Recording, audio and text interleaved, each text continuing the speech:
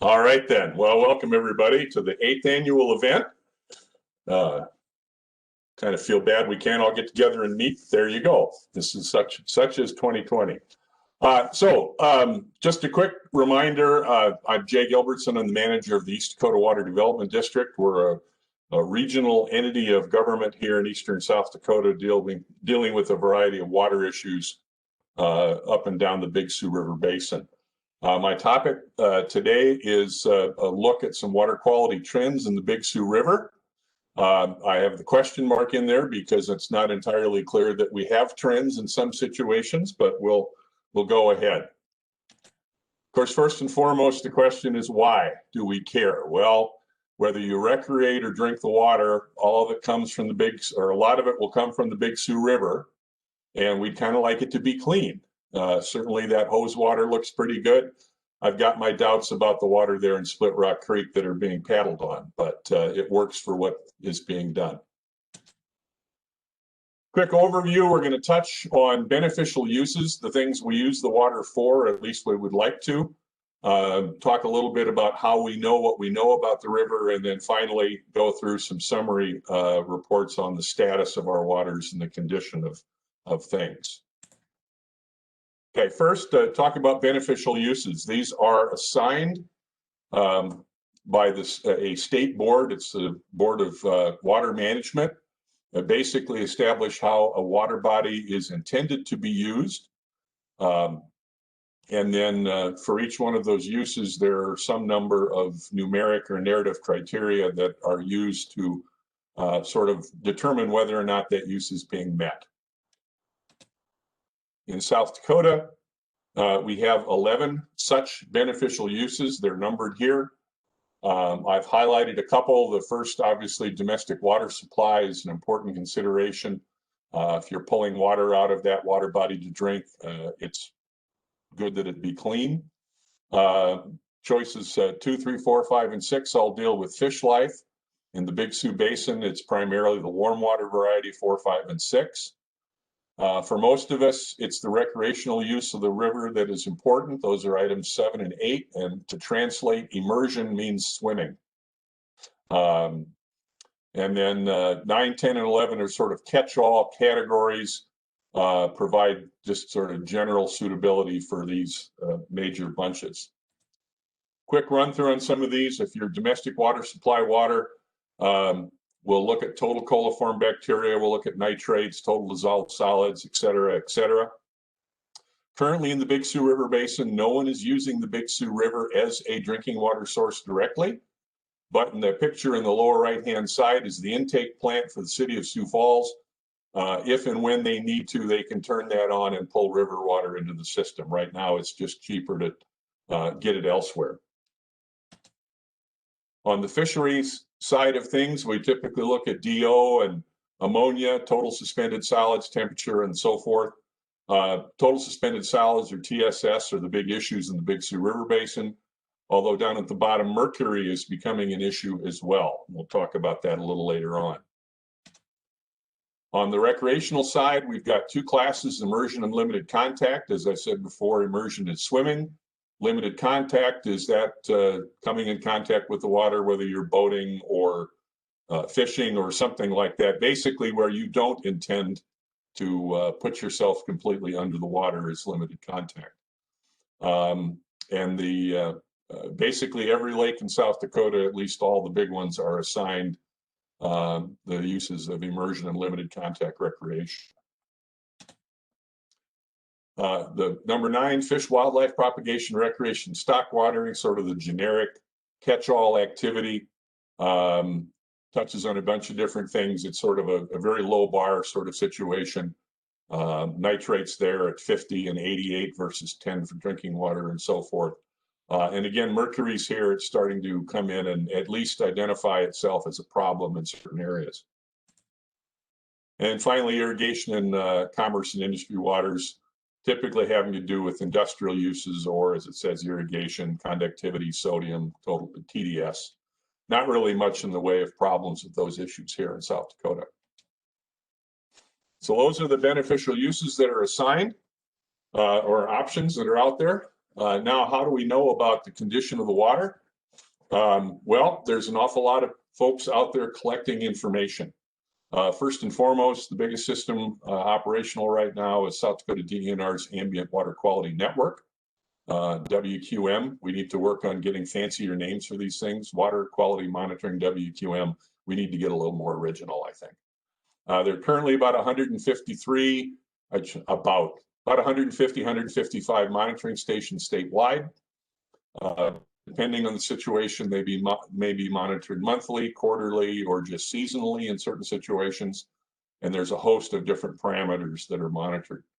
At this point, we probably have the second biggest network in South Dakota.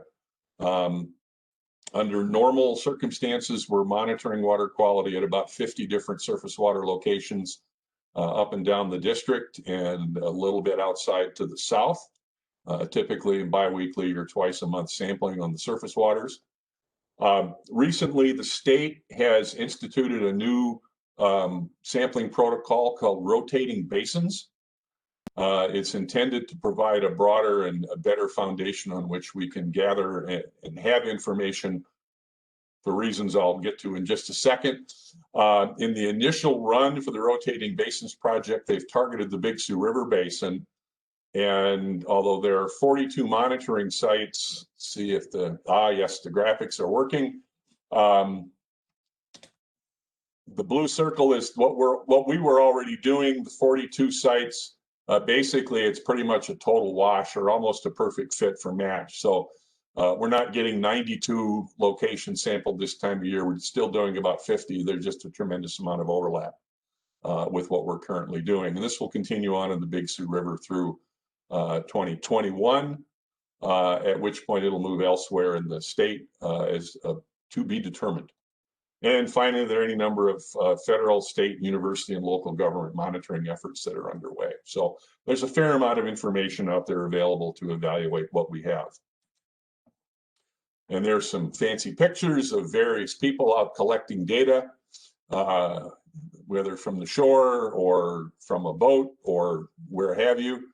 The map, I guess I shouldn't apologize because I picked it, but anyway, there's a bunch of little red dots and numbers on there. That's the statewide network, the WQM sites that are available out there. Those of you who have been around for a while might recognize a few of the people as having long since left East Dakota, but a good picture is a good picture, but I did try and bring a few of the new folks in. Okay, what happens with this information? Well, every 2 years, the state has to summarize this information and pass it along to EPA. It's a requirement of the Federal Clean Water Act, sections 305B and 303D. Since the late or mid 2000s, the state has put both of those together in what's called the integrated report, combined 303D, 305B report. That comes out every 2 years, 2004, 2006, so on and so on. The 2020 integrated report was approved by the US EPA earlier this year, I think early April, and it's available online.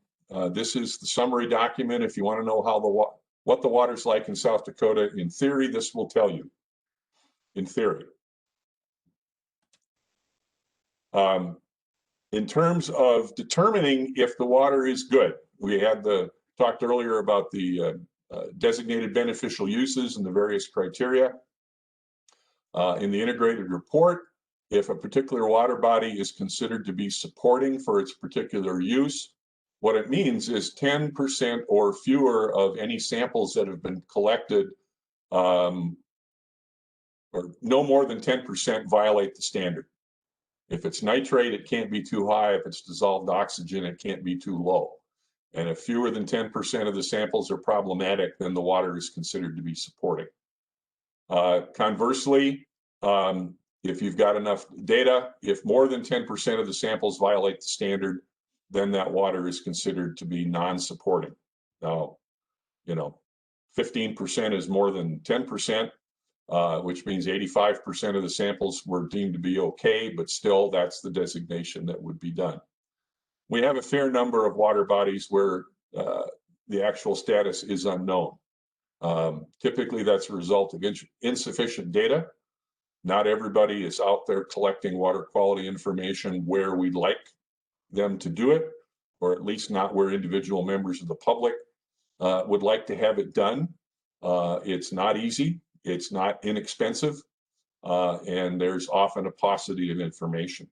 One of the more common unknowns would be bacteria in lakes or really rivers. Bacteria samples, unlike most of the other parameters we measure, typically have a holding time requirement. In other words, if you collect it today, you have to get it to the lab within 24 hours. All the other samples or all the other things that we're testing for typically can be held for anywhere up to from 7 to 30 days. And so getting those bacteria samples to the lab can be difficult at times. And so that information tends to be lost or simply not collected because of the difficulties. I would stress for those that might be tempted to do otherwise, unknown does not mean it's unimpaired. It means we don't know. If you don't know if it's bad, you can't assume that it's good. Just putting that out there for most folks. And something else about the DNR, about the monitoring side of things or the support, non-support, is that these determinations are basically binary. It either does or doesn't meet the criteria. And in some cases, and I've got just a couple of examples up here, that can have some interesting, I think, important implications. On the support side, we'll look at nitrate there on the left. Ideally, we'll find little or no nitrate in our drinking water or surface water supplies, particularly drinking water. And most laboratories have got a detection limit down in the range of 1/10 of a part per million, or 0.04 parts per million. It's pretty low level. So a non-detect clearly would be a good thing to get. By the same token, where the standard is 10 milligrams per liter, reading that came back at 9.9 for nitrate would still be considered passing. Conversely, 10.1, which is not appreciably different than 9.9 and probably within the error bar of the machine that did the calculation, is non-support and is treated much the same way as a sample that was an order of magnitude too high.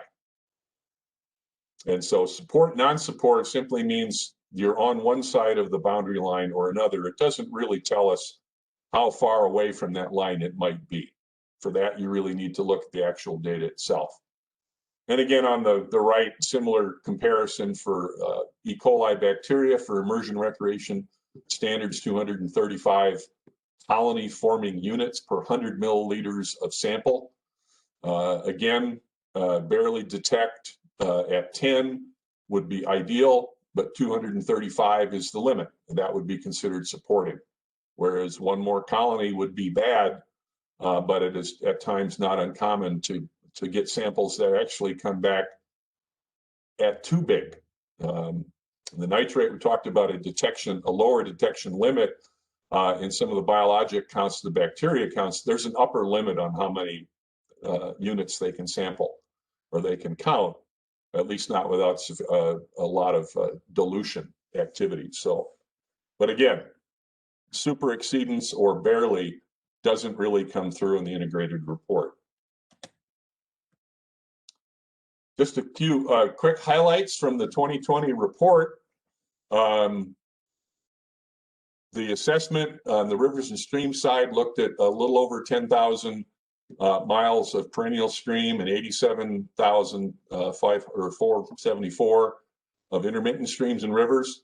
From 2018 to the present, I want to say about 700 of those got shifted from intermittent to perennial. I'm not sure exactly how that worked out, but there you go.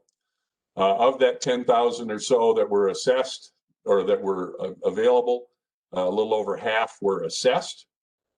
Of those, only 22% supported all these signed beneficial uses. And this is actually down about 3 or 4 percentage points from the 2018 cycle.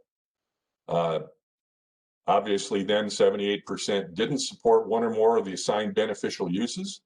And again, a given water body can be assigned multiple beneficial uses, and so you can maybe pass one or support one and not support the other.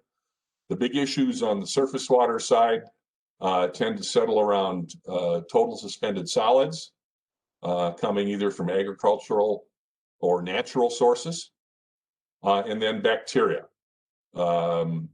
which again impact the recreational uses. A good deal of the problematic numbers are coming from livestock. That's not an indictment of the animal industry. It's just a recognition of reality. It's what we have. And certainly wildlife are a contributing factor as well. There's also human bacteria involved, but the majority is coming from our four-footed friends. On the lakes and reservoir side, 575 that are assigned aquatic and or recreational use purposes. 147 have been assessed, representing about 2/3 of the total acres of lakes. So it's all the big ones. Here, unfortunately, only about 9% passed all of the assigned beneficial uses, which leaves 91% that did not. From an aesthetic standpoint, the big problem are algal blooms and nutrients, which tend to come from both internal loading, i.e. material that's already in the lake itself, along with watershed non-point sources, and then mercury, which is showing up now a lot in fish flesh. This bioaccumulates, and when it exceeds a certain level in fish, then they are considered, it's encouraged that you not eat. Basically, for mercury waters or mercury in South Dakota, we have two classes of waters, those that have been tested for mercury and found wanting, and those that haven't been tested yet. Very few mercury tests come back with a green light. So let's spend the last 10 minutes or so talking about some of the results. What I'm going to go through here are the segments of the Big Sioux River with the status, support, non-support status from a number of different integrated reports. For historical perspective, we've got data from the 2000 report and then the last 4 integrated reports. Again, the Big Sioux major water body is actually divided up into 16 different segments. Those of you with sharp eyes will catch that near the tail end, we actually end up at segment 17. That's because segment 9, I think it's segment 9. Anyway, one of the segments, 2 segments in Sioux Falls were combined. So we're missing one there in the middle. And you can see the explanation here. So for starters, headwaters, the first segment, headwaters of the Big Sioux down to Lake Kampesca. The format here will be the same. I'll just go over it briefly. In this case, we've got 4 assigned beneficial uses: warm water, semi-permanent fish life, limited contact recreation, and then sort of the generic fish, wildlife, and irrigation. On the support status, if the year is in green, it means it's supported that year. If it's in red, it did not. And then if there were problems, the presumed culprit is on the far right-hand side. So in the upper headwaters, back in 2000, things were generally pretty good. Over the last half decade or so, we're seeing issues with total or dissolved oxygen, and then also E. coli. And those have been fairly persistent through the last 4 cycles. And just an example, this is one of our monitoring sites, what we would call R4. It's the road out to the Sioux Conifer Road north of Watertown. It's USGS stream gauging station. Just to look at a little bit of the data that we've got, this is bacteria from R14, not R4, I guess R14. Data going back to, well, it looks like late 2013 or 2014 field season.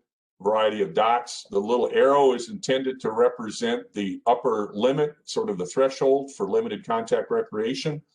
And by and large, most of those dots have fallen below that. But every once in a while, one sneaks up and above, and there's just enough to meet the qualification. Of note is that that trend line is going down, albeit rather slowly. On total suspended solids, which have an impact on the fish life, and again, the standard's 158, which is off the chart. Pretty much every sample we're collecting is coming in under, well under the standard, and that's good. And again, a weighted or a trend line is showing a pretty good decrease, which is great. And finally, nitrates, we're holding steady, but they're all pretty much falling under 1 part per million, and the drinking water standard is 10, so we're in good shape on that front.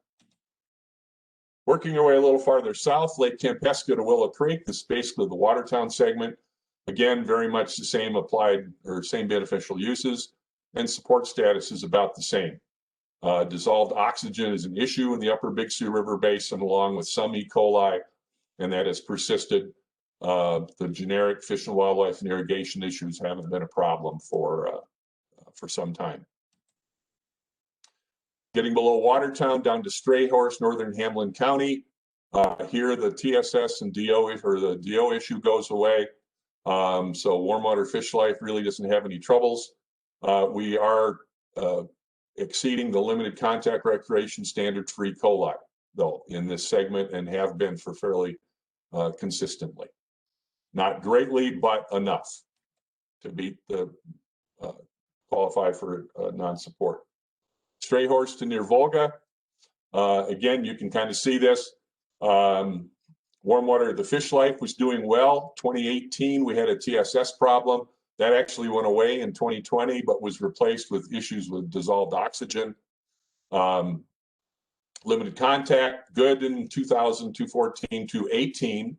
DO was an issue, or is an issue in 16 and 20, and E. coli was a problem. So we can count a loss, or it's gotten better with regard to bacteria in the last cycle, but not entirely so. And again, 9 and 10 are in good shape. Another segment, again, near Volga to Brookings. Warm water fish life is the issue. Total suspended solids are sort of a low-grade persistent problem in this region, have been for a very long time. From Brookings down, same thing. These are not huge exceedances, but they're just enough to trigger non-compliance, and they've been very consistent. Another look at another data set from this particular area. This is the USGS gauge here just south of Brookings.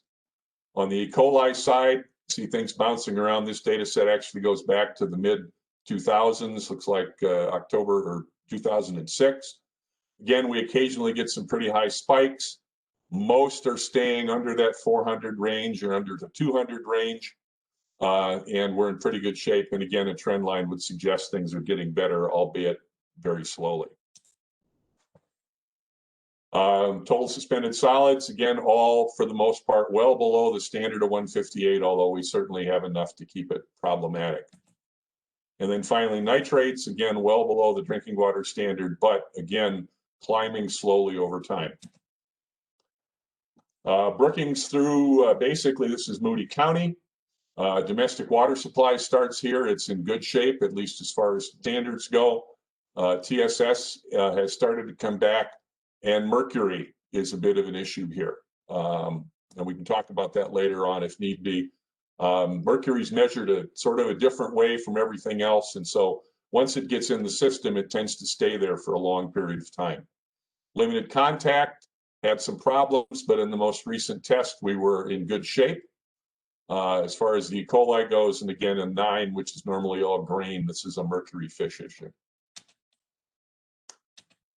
Another data set here from the Del Rapids area, E. coli, a little different scales here. Quite a few are down near the bottom, but you can see that first bar is 2000. They're there, and we can get some pretty big spikes. TSS, for the most part, we're staying below the 158 standard and dropping.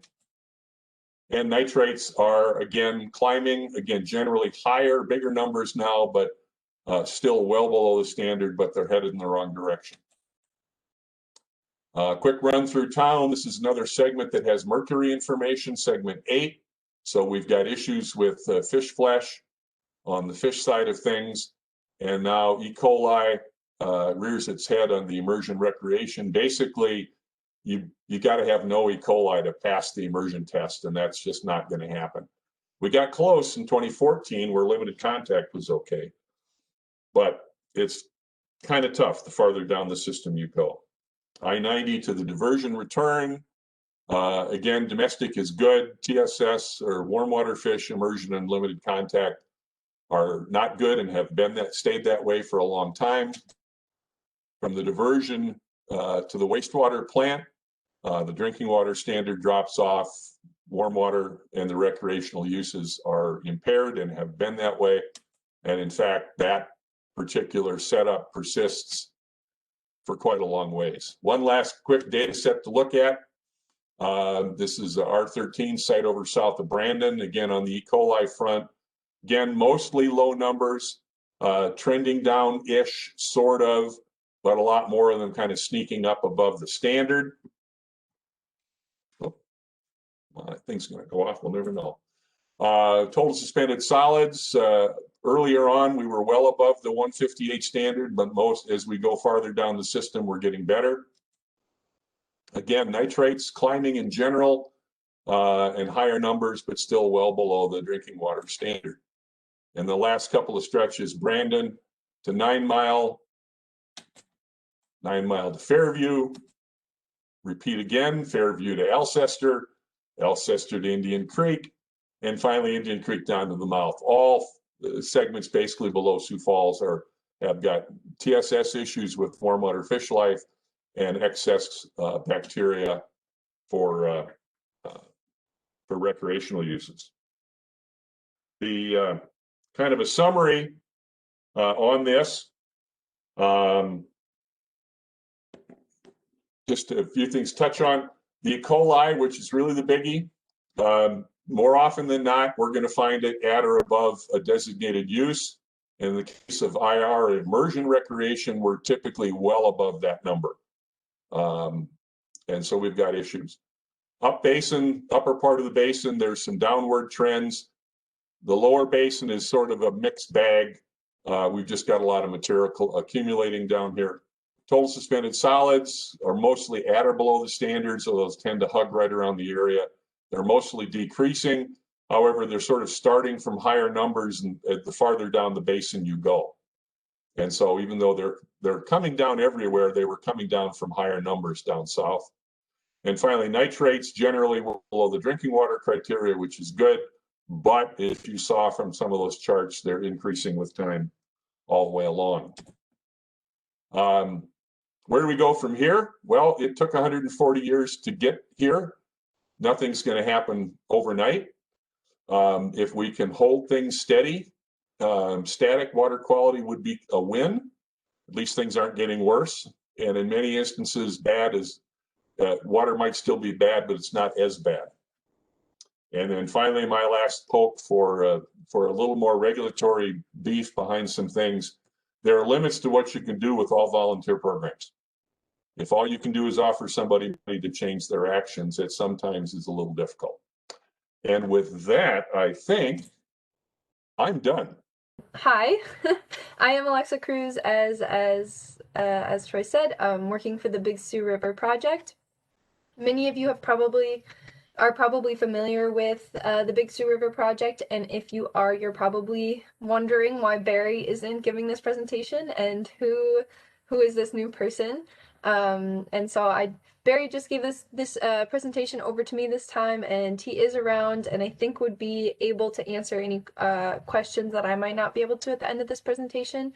And while I'm still a fairly new hire, I am hoping in some ways to be a representative of this project moving forward. So we'll jump in with a brief introduction for those of you who might not be as familiar with the Big Sioux River Project. We are a part of the East Dakota Water Development District, and we partner with organizations to provide agricultural producers with another option for getting conservation on the we aim to restore and protect the beneficial uses of the Big Sioux River and its tributaries that lie in South Dakota. So we do this by promoting and implementing best management practices in the watershed, and those reduce things like sediment loading, bacterial contamination, along with meeting a bunch of other TMDLs developed for the river. We do work closely with producers to come up with different education, tools, and programs that allow the land to stay productive for them. but also contribute to water health. So since our goal is to improve the water quality for the Big Sioux River, we primarily provide assistance with programs that help us achieve that goal. However, the practices that are good for water quality are also often good for soil, wildlife, and they just contribute to a better and more successful and sustainable farming practice overall. Of course, we couldn't carry out any of these practices without funding and assistance from our partners, for which we are extremely grateful, so thank you. The table you see here reflects our proposed and final budget for segment 3, which is now complete. And thanks to everyone who contributed, we have had a very successful 5 years of implementing conservation practices. So as I mentioned in the last slide, we've completed segment 3. The Big Sioux River project is broken up into segments. And one of the things that this allows us to do is to partner with different conservation districts to target certain parts of the watershed. This August, we finished up segment 3, which spanned the last 5 years and was in conjunction with the Moody County Conservation District. We've now entered segment 4, which we are working on with the Minnehaha Conservation District. The project has been ongoing for 20 years now, and entering a new segment is a good opportunity for us to look back on what we've accomplished and appreciate the sort of success that we've had, but it's also an opportunity to look forward and hit the refresh button and outline some of our new goals for the project, what we want to do with it moving forward. Now that you have a bit more background, beyond the introduction, this presentation is going to have 2 main parts, and the first is to give an update, much like Barry typically would, of the project's accomplishments thus far, like in the last year, but especially the last segment, since we're closing out segment 3. The second part of my presentation is to share with you our plan to further revitalize the project and to build more community awareness, engagement, etc., just on the urban side of things. So here we have a chart that shows our original best management practice goals and their completion rates for segment 3. This chart is a lot to look at once, so we're actually going to break it down into 3 different objectives and 7 task categories and look at each of those individually and just kind of have a little more focus on them. BMP installation is our first objective. This includes anything that we're going to do to get conservation on the ground. For this segment in particular, we installed BMPs targeted at identified high priority sub-watersheds like the Skunk Creek and other tributaries. So our first task is livestock nutrient management. This is an important task group since we can have a lot of fecal and E. coli bacteria reduction and positive impact in the watershed while focusing on just a few targeted areas with a few producers. We exceeded all of our goals for animal waste management systems and their implementation. For us, that means we've done 2 hog facilities that were constructed to replace sort of outdated operations with outside lots and handling areas. This is to address like waste runoff concerns, and the other 15 operations were deep pit or manure pack barns that reduced open lots that previously lacked that waste storage. So these are good practices in part because they help us reduce surface runoff of bacteria, TSS, and nutrient loading. So it's an important one. Our second task is riparian area protection. This is one of our biggest task groups that we focus a lot on. Our goal is to provide resources to livestock owners to limit or prevent their livestock from accessing impaired water bodies like the Big Sioux River and to provide clean alternative water sources for those livestock. This is another important group that includes our SRAM and RAM programs, grazing management, water system developments, among other practices. Over the past segment, our SRAM and RAM projects have been continually refined to remain current because of changing technology or the economy, different producer needs, and like just that our water quality goals have changed. So one of the exciting things that we have seen in this segment is that the SRAM and RAM programs are basically selling themselves, and we've had a lot of interest and momentum that we are excited to carry into segment 4 for those. So something we're excited about for segment 4 as well is a working lands easements. This is another chance to put marginal pasture lands into a program that will still have a management plan, but we're going to retain like hanging and grazing use, and it'll allow us to partner with organizations such as Pheasants Forever. And I just wanted to highlight our SRAM and RAM programs again here, because these are some of the really big ones for us. So you can see our overall like goal for this segment. We've really blown that away, so that's great. We've had a great 2020 sign up as well, and we already have signups that we're looking at for next year. And you can see the map on the right hand side of the screen there. Everything that's in black shows land that we have enrolled in SRAM. The red is RAM and yellow is CRP. So lots of good work. It would be so cool someday to see those buffers around the entirety of the watershed, but we're working towards that.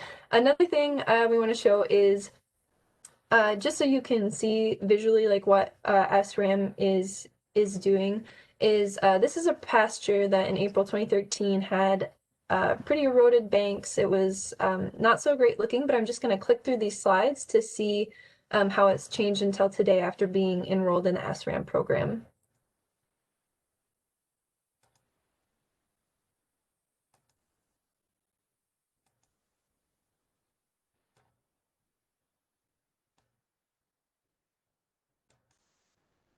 And you can see in 2019 we had some severe flooding, 2018 as well, and things are recovering and being pretty resilient, which is so cool, and maybe wouldn't have happened if we still had cows in the river there. So anyway, moving on, our third task is cropland best management practices. Terracing helps reduce total suspended solid transport to surface water. Again, as I said before, we experienced really wet weather during segment 3, which badly degraded some terraces. So those most producers that indicated wanting terrace work done were for new constructions. Grassed waterways are becoming a little less popular because tiling has eliminated a lot of those areas we might have had as potential program acres. Filter strips, cover crops, all good. We fell short on our pollinator habitat goals. Largely this is due to like seeding costs, but we're hoping there will be more interest in that in the future, especially maybe in some urban areas as well for segment 4. Our fourth task was urban best management practices, which we fell a bit short on implementing. We wanted to do several water quality treatment structures in Sioux Falls, but this the extensive flooding in 2018 and 19, like again, really pushed back some of those urban improvements that we wanted to do. We just had to reprioritize there. Another factor is that reducing the impairments in rural areas is less expensive overall based on the land's use. We can have like this great impact over a greater land area, thanks to our producers who are willing to work with us on conservation and that larger land area. And we still want to do these, some of these interesting practices where more people can see it. There's just not as much land area. But the city of Sioux Falls has resumed talks for a few of the projects that we were looking at doing, but to do them in segment 4. So our next objective is information and education, which includes our fifth task, which is public information and outreach.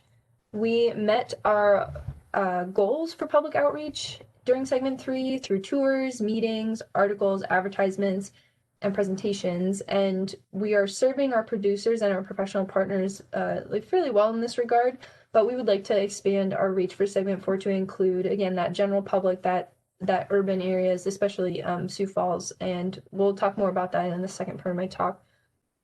Our third and final objective is monitoring and evaluation, which includes water quality monitoring and the Gilbertson final reports. And so task 6, water quality monitoring, was completed at 33 river and tributary sites. It's so important because sampling and modeling can show us how successful the project is, like how well our best management practices are doing to kind of reduce different impacts on the river. Water quality sampling was increased during the last half of segment 2 and last half of segment 2 and then the first half of segment 3 to satisfy requirements for National Water Quality Initiative standards, which was established in the Skunk Creek Basin. Our preliminary results indicate a decrease in those bacteria levels in locations where we've established BMPs, so that's pretty cool. And it's especially a great win that Skunk Creek has been delisted for total suspended solids this time around. So the East Dakota Water Development District and South Dakota DENR completed all of the water quality sampling for us, or we have used their information. So, and then our final task, number 7, I'm not dedicating a slide to, but it's the Gilbertson final reports, which fulfill our reporting requirements by basically just like summarizing our project results, the impact of our BMPs on water quality, that sort of thing. So if you'd like to read more on that, you can certainly request more information. Anyway, as you can see, we're going to be moving on into the second part of my talk. The project is rooted alongside our conservation partners in eastern South Dakota, and today we are mostly assisting ag producers in implementing those conservation practices, but the health of our watershed is resting with more than just our farmers. In segment 4, we are going to be putting more emphasis on that second objective we talked about, which was information and education.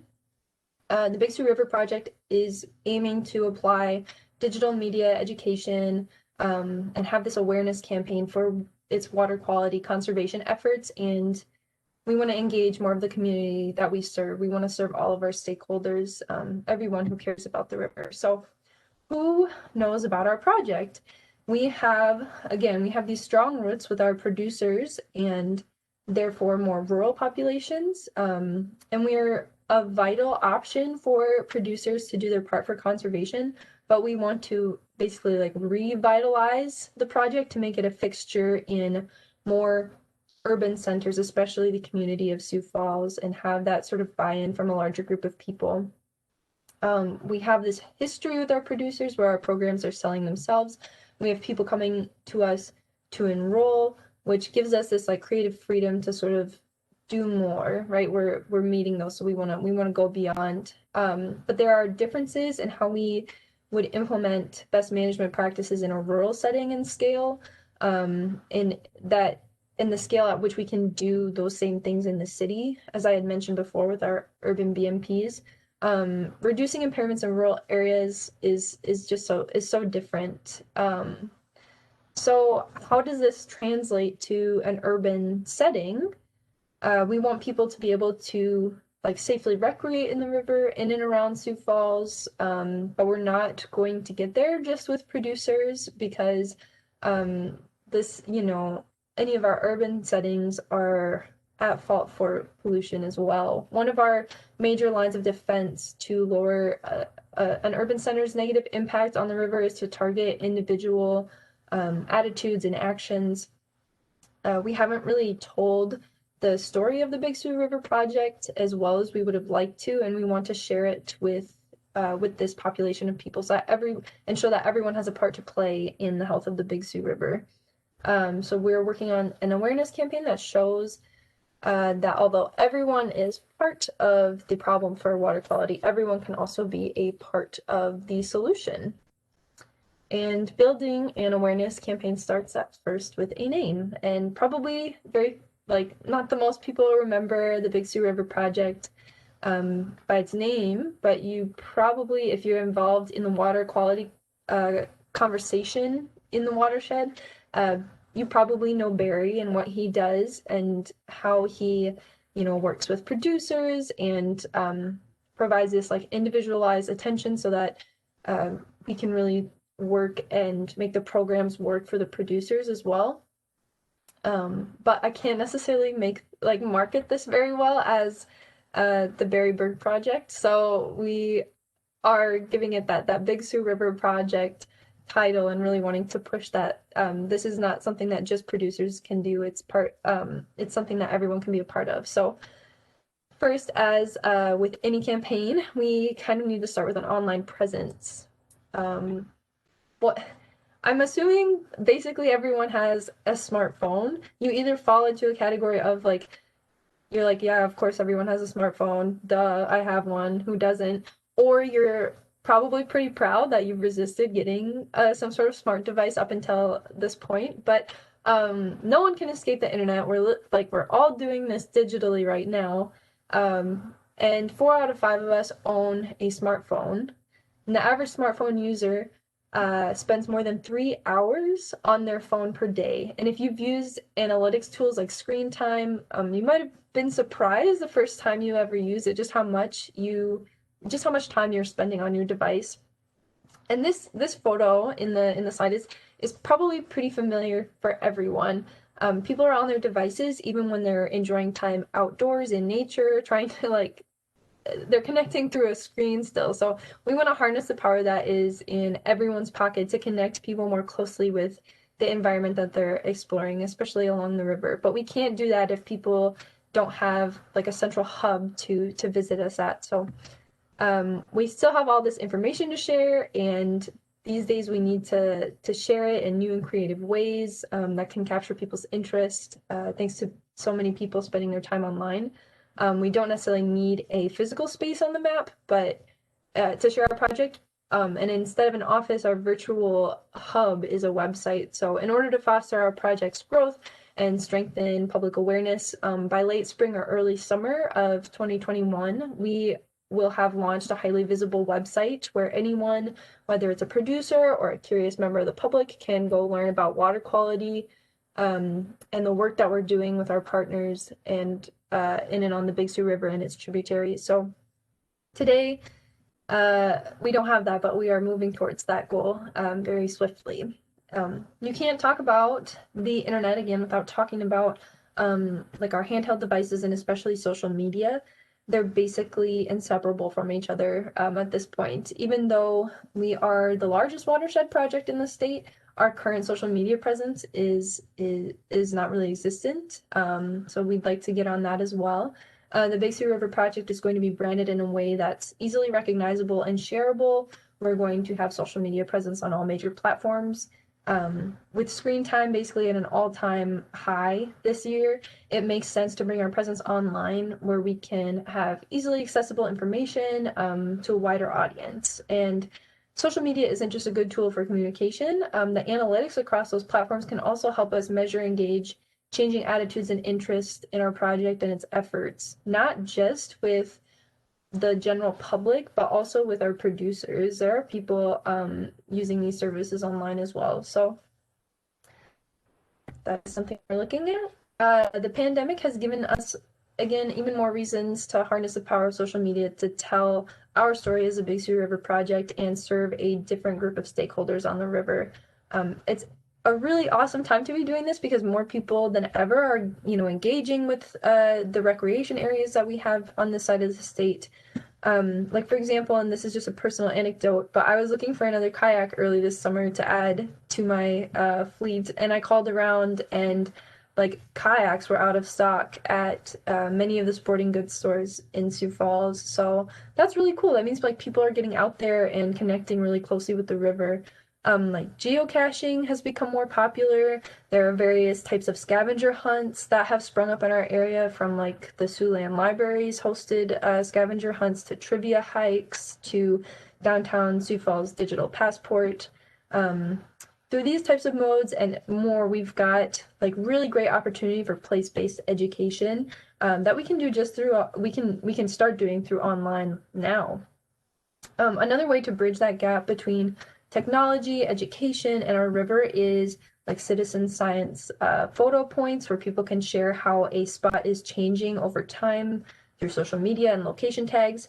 We can do photo contests to engage a certain group of people who, like to spend time outside and capture good images. Live streaming an educational video or lesson from the side of the river, using members of the community who might want to teach about a specific topic, or creating more like formal educational videos for YouTube to show, show progress of a project and give like, more time, on time like updates.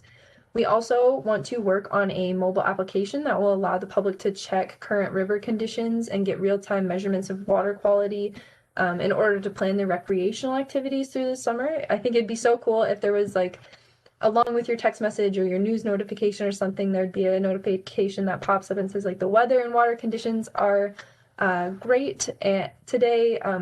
It's a great day to get out on the river. Like that would be so amazing. So we're looking at doing something like that. And yeah, since so many of our awesome outdoor spaces are along the river, we have a great opportunity to connect with people through that. So people are, you know, getting outside, trying new activities, and they're doing it with their friends and their family, and we would be able to provide another opportunity for some new things to do for them. So along with using digital media, I think as time goes on, it's incredibly important for us to envision and plan for the future that we want to see, no matter how big that is. It's hard right now with so much up in the air to know exactly what, you know, this summer is going to look like. But it includes, you know, visioning for the future looks like including planning for educational community-wide events, watershed tours, in-classroom learning opportunities, all of this too, because like buy-in from like targeting this younger generation can be so powerful when it comes to fostering like defining attitudes about the importance of the environment and the role that we play in it. We want to dream of these things, but we're also preparing for the world as it is now is permanently, you know, changed. We think like smaller group activities, digital learning spaces, and taking things outdoors are going to continue to be part of the norm for the time being. So that is what is being focused on at the moment. What I've mentioned here are just some of the exciting things that you can look forward to with the Big Sioux River project in segment 4 as we look to expand awareness for the project. And I just wanted to say in closing, thank you to all of our partners for their assistance in working towards our shared goal of just a healthier watershed. And thank you for choosing to watch my presentation in particular. And now I will open things up for questions, either for myself or, like I said, I might be able to direct questions to Barry if I'm not quite sure if I can answer, but we'd be happy to chat further, and you can email either of us at these links. So yeah, thanks for listening. Okay, sorry, I was having a little technical difficulty there for a second. No worries. All right, well, thank you, Alexa. We did get a couple questions here, or at least one I'll relay to you. And any attendees, please relay any questions you may have via the chat function, and I'll get them over to Alexa. All right. First question here is, which partnerships do you hope to grow as you enter segment 4? Yeah, so along with working with our current list of partners, we are looking at working with some other more independent organizations as well. I know I'm sure Barry could lend more to this, but I know that for sure one of the partnerships we're looking at is again that working lands easement with Pheasants Forever. So we really like collaboration. It just allows us to do so much more together. So yeah. Excellent. I did send a request over to Barry to unmute if he has anything to add to it. So Cheers. Second question here that just came in as well. Does your project go to and include the headwaters near Summit? What implementations taking place in the upper basin? So our project area actually doesn't cover the upper basin. Our project is the central and lower Big Sioux River watershed. So I can't speak to what's being done in the upper basin. Sorry.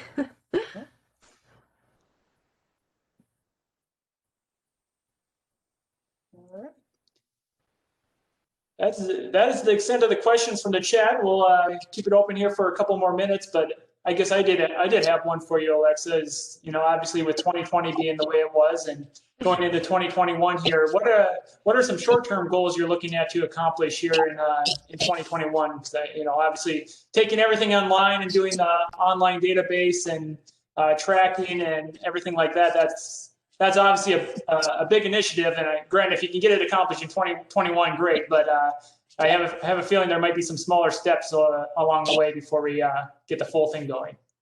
Yeah, definitely. Our initial, like what I'm working on right now, and I mean, this piece of it is just me. I'm still learning a lot from Barry, and I'm learning more and more about our programs and trying to witness what's being done so that I can better communicate it with this other group of stakeholders. But my one of my biggest kind of projects over the next several months is web development. So I am using, this isn't part of my introduction, but I have a degree from USD in biology and sustainability. But I do have experience doing like coding and marketing and those sorts of things as well. And so I am building that website and getting all of our social media channels live and having a sort of a plan for engagement, you know, through social channels and having like very consistent schedules for posting and things like that. Those are sort of my you know, goals to get done by this, like the end of this spring or the early summer coming, and just have things ready so that during the summer season we can do a lot of sharing of the stuff that we're doing. Excellent. Yeah. Did get a couple more questions in here, but Jay did come in with an assist here, and I probably should have known about this to the original question about the upper Big Sioux River watershed. There is actually conveniently named Upper Big Sioux Watershed Project, and that's actually out of Watertown. And I've actually worked with that group a couple times since I am from Watertown, so I probably should have known that. But at any rate, yes, there is the Upper Big Sioux Watershed Project out of Watertown that would encompass that summit area. But yes, I'm sorry, I didn't mean to leave them out. Yes, our we have this. We're doing the Big Sioux River Project just as a. We don't want to include central or lower, just as it gets confusing as you're marketing it to a large, you know, a long name gets confusing when you're trying to just. I don't want to confuse anyone. So, but yeah, the Upper Big Sioux River Watershed Project is doing really awesome work as well. So. And we did have a couple other questions come in here. One being, how much coordination is there with the Friends of the Big Sioux River or any other particular projects? Yeah, so far, we're still in very much the planning stages of some of those sorts of things. I know Friends of the Big Sioux currently does some water quality sampling voluntarily, I believe, for East Dakota. They have a lot of other awesome like initiatives like trash cleanups and things like that, and we would be looking to partner on some of those things with them, but also to sort of establish ourselves as our own group as well within the watershed.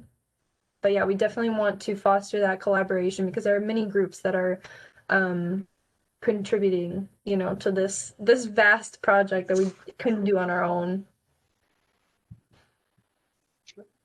And I guess with the time we got left, we got one final question here. It should be a fairly simple one. Maybe you even mentioned it in your presentation. I can't remember, but when did you say the website was going live? Yes. Do you have a date? Yes. The would be that seam between late spring and early summer. I'm like, my personal goal is for like the very end of May. You can be looking for it, and we do have website like links and things, but it's just a nice coming soon you know thing right now, so I'm not bothering to share that website title at the time being.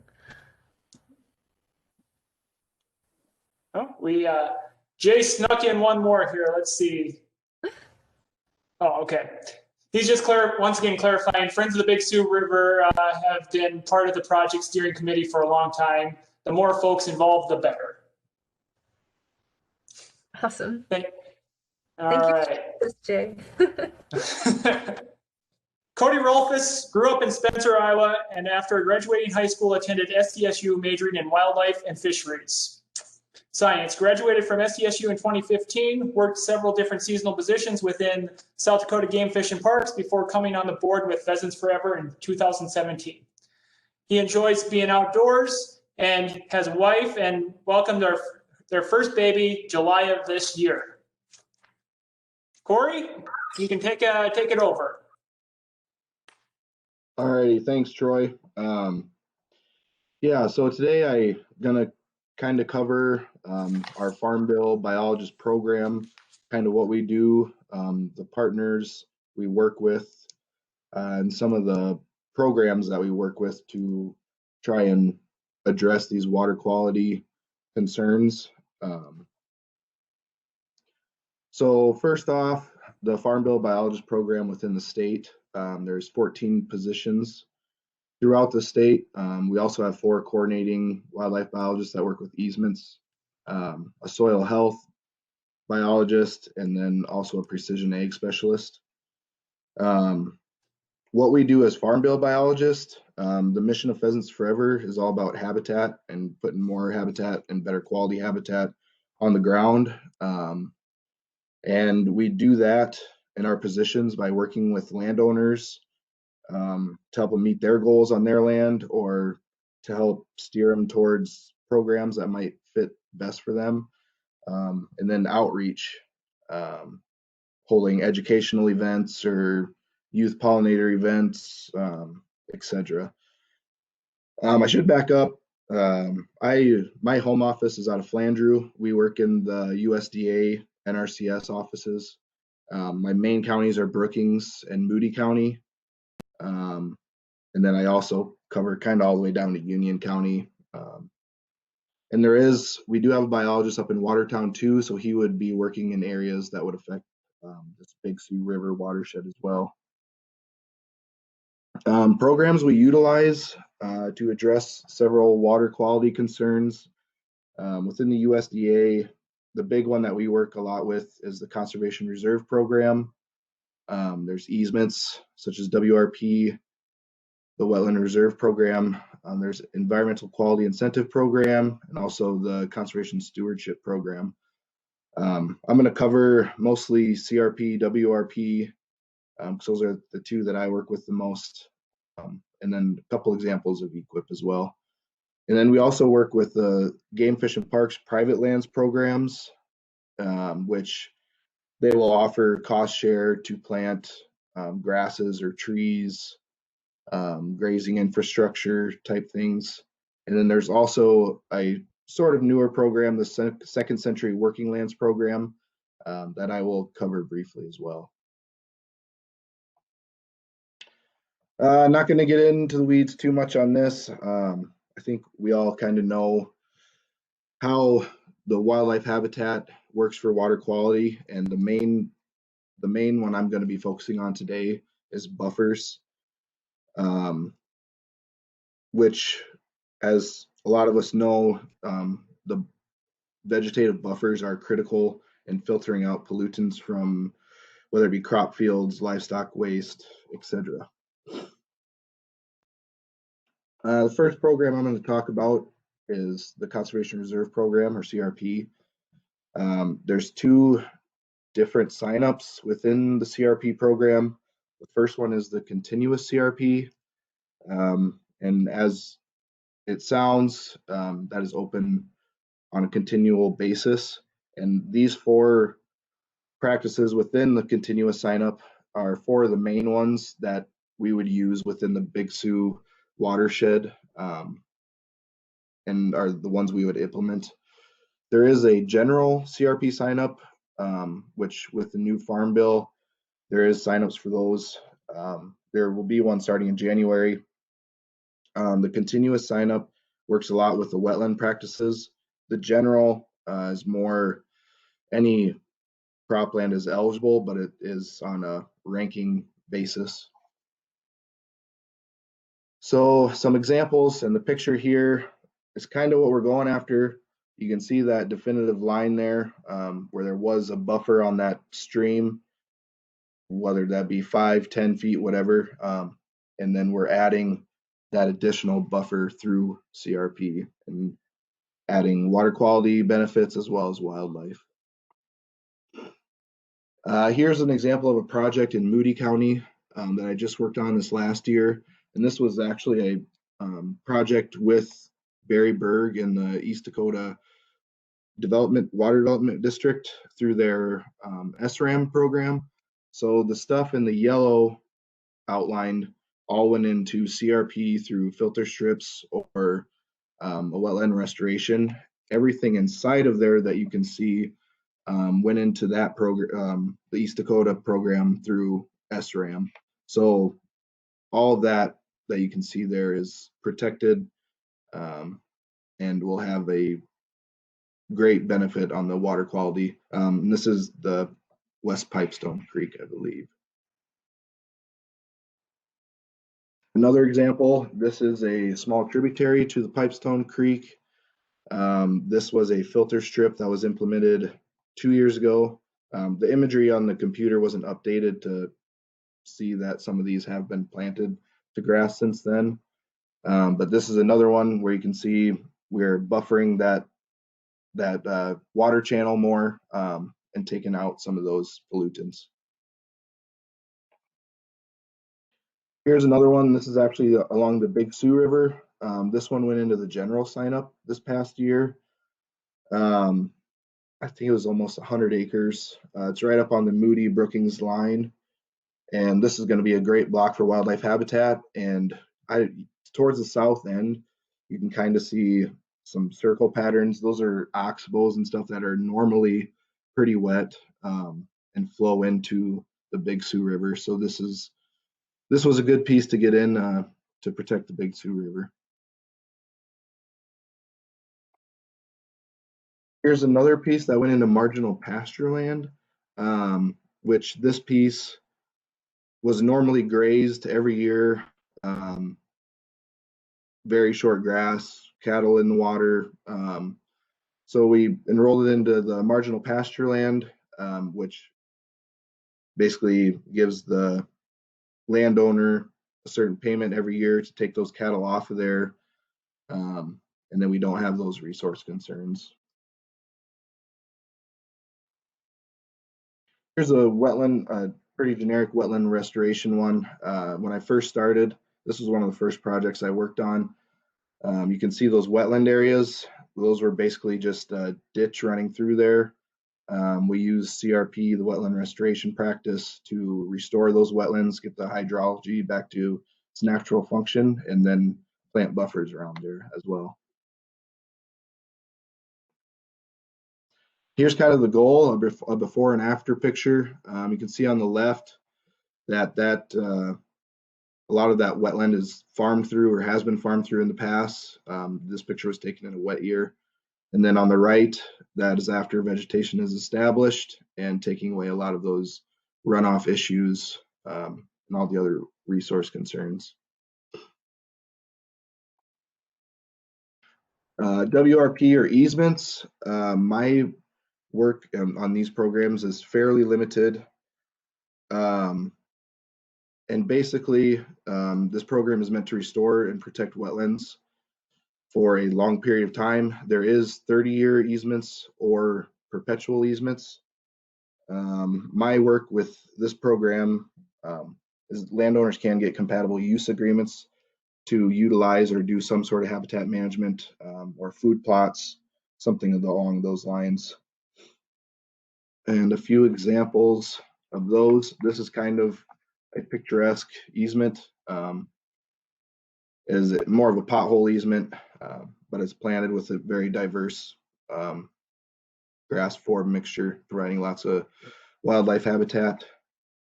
Here is an example from Moody County. This is the Big Sioux River, and then it's a section and a quarter of land that is all an easement besides a little chunk over there on the west side. But this is all in perpetual easement and will be protected from here on out. So something like this is great for the Big Sioux River and all the wetlands you can see within there as well. Here's another snapshot from up in Brookings County. This is also along the Big Sioux River. Everything outlined in blue here is in perpetual easement. So you can see there, these easements take up large tracts of land, or can take up large tracts of land along Big Sioux River or other wetlands. That can be very beneficial to the river itself. The Environmental Quality Incentive Program, a basic overview of that is it'll pay cost share to implement conservation practices, whether that be grazing infrastructure, if you're talking pipeline, tanks, fencing, cover crops, or waterways are some of the main practices in our area. Here's one example that I have worked on up in Moody County. I believe this is just a couple miles west of the Big Sioux River, but you can see there's a lot of wetlands that were farmed through on this piece. And what we did is through EQIP, we put fence up, a cross fence going across the middle there, and then a pipeline and tank in the middle. And then we seeded it all to grass, and the landowners are gonna use that and as part of their grazing rotation. So while there still be cattle in there, adding that freshwater tank, that'll keep the cows out of the wetlands for the most part. And this will be a great piece for wildlife and water quality. The Second Century Working Lands Program. This is the newer program I mentioned earlier that Governor Nome set up when she went into office. It is meant, so it must be cropland. The landowner will get $150 an acre one-time payment. Seed provided for free, and it's a 5-year contract. And there is partial hanging grazing allowed after the second growing season. The reason why it's a working lands program is it's just, the way I look at it is trying to assist landowners to try and get some of the marginal cropland in the state back into grass, and therefore back into grazing rotations, haying rotations, what have you. A good assist on that. We do have a couple of these projects in this area. This one is up in Brookings County between the two fields. I think it was like 120 acres. And this particular landowner wanted to take this stuff out of production because it was very wet ground. And this all flows down. Lake Sinai is just to the south of this. And this was planted last year and went out there this year, and it's a beautiful stand of grass, lots of wildlife, and in a very wildlife rich area around Lake Sinai there. And of course, the benefits to Lake Sinai as well. This one is also in Brookings County, north of Brookings. The Big Sioux River would be just a mile or two to the west. And this piece, the water all flows that way. And this was all planted to the Second Century Working Lands Program grass mix. And the landowner is very happy with it, and it's looking pretty good as well. New opportunities. If you were on for Alexa's presentation, you heard about this. It's a partnership between Pheasants Forever and the East Dakota Water Development District. It's a perpetual easement program focused on the Big Sioux River. And it can be the Big Sioux River or a named tributary to the Big Sioux River. And there is some annual hang and grazing and other habitat management that is allowed. And the two main contacts for this, other than myself, would be my supervisor, Matt Morlock, and Barry Berg.